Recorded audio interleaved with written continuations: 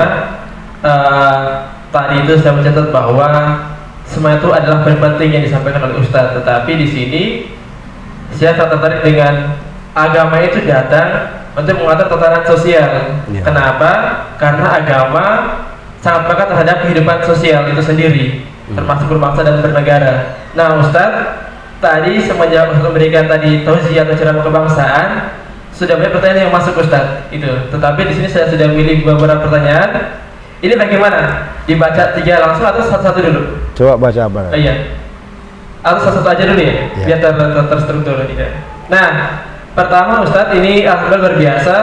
Ini datang juga dari guru kita, dari Ustadz Samsi Pomalingo.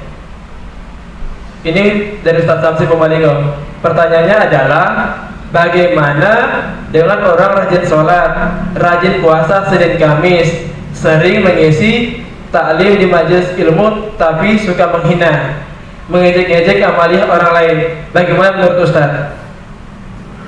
Ya. Dari Ustadz Samsi Pomalingo. Jadi kalau saya merespon ini juga, saya juga tidak ingin nanti terjebak kepada saya juga justru menghina lagi orang lain. Iya. Jadi artinya begini, orang kalau agamanya bagus, pasti dia akan jaga perasaan orang. Agamanya bagus, jaga perasaan orang. Menjaga perasaan itu sangat luar biasa mendalam itu. Dan Nabi sering mempraktekkan itu. Mempraktekkan itu bagaimana menjaga perasaan itu. Jadi kita jangan lagi ini yang sering kali di masyarakat, bahwa saling menghina, saling mencaci. Saya kira tidak. Agama pasti tidak akan mengajarkan kondisi yang sedemikian itu.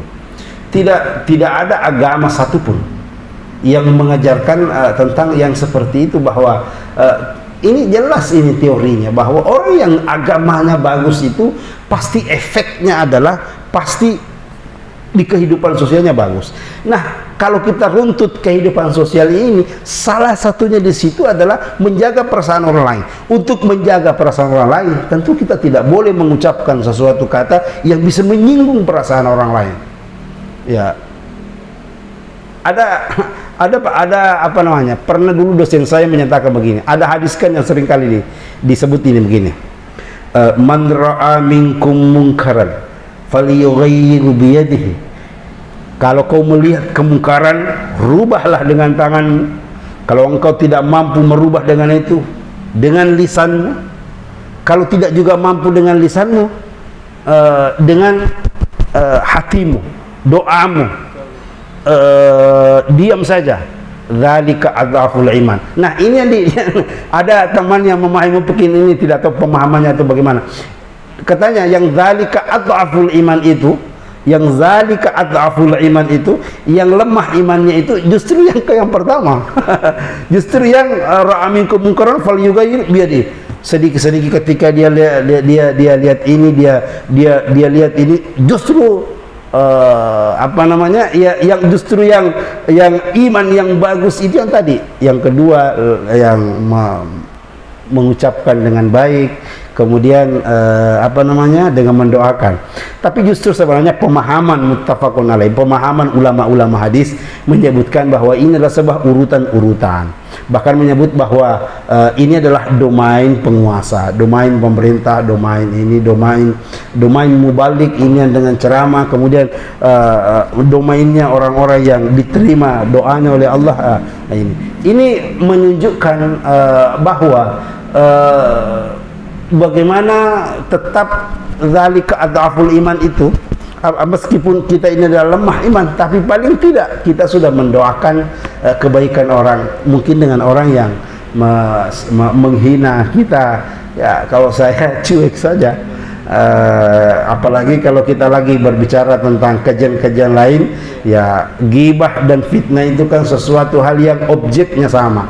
Kalau engkau membicarakan saudaramu dan kalau itu benar, itu adalah ghibah. Tapi kalau itu tidak benar, sungguh kau membuat sebuah fitnah. Sungguh kau akan membuat sebuah fitnah yang nyata. Jadi ini yang saya kira kembali tadi kepada pemahaman bahwa hifzun nafs, jaga jiwa itu tidak hanya diartikan sebagai menjaga terbunuhnya nyawa seseorang, tapi hifzun nafs itu adalah menjaga perasaan. Sama yang tadi yang saya sampaikan, bagaimana anaknya Abu Lahab yang tadi itu mengadu kepada Rasulullah karena dia perasaannya dia sedih kalau ada orang yang selalu menyinggung bapaknya. Nah, ini yang saya kira. Jadi kalau ada sesuatu ini misalnya praktik keagamaan, ketika misalnya Pak Ustadz Samsi tadi mengatakan ada saling praktik keagamaan, lalu kemudian kita tahu bahwa kalau kita sebut ini lalu kemudian orang pasti tersinggung, nah tidak usah sebutlah. Jadi jaga perasaan orang. Diam itu ada kalanya the silence is gold. Diam itu adalah sebuah emas, dan emas itu akan menjadi emas luar biasa ketika memang kita mampu menjaga perasaan saudara-saudara kita. Saya kira itu adalah tanggapan saya dengan